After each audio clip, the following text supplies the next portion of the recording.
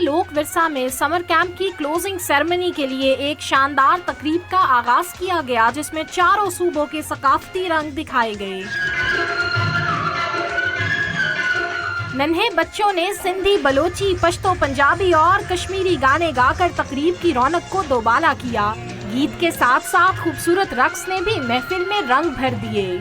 लोक विरसा में आके ऐसा लगता है कि हम लोग सब पुरानी सकाफत को याद कर रहे हैं। बहुत कुछ सीखा सकाफत के बारे में, और हम समर कैंप पे भी आए और यहाँ पे हमारी छुट्टियाँ ज़ाया नहीं गई।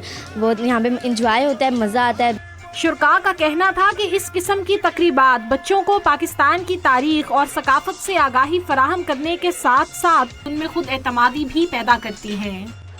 रंगों और रोशनियों से भरी इस तकरीब में बताया गया कि पाकिस्तान के चारों सूबों की सकाफत इंतहाई खूबसूरत है और चारों सूबों से ताल्लुक रखने वाले मुख्तलिफ लोगों का दिल एक है। कैमरामैन असदुल्ला भट्टी के साथ सादिया राफे, डॉन न्यूज़, इस्लामाबाद।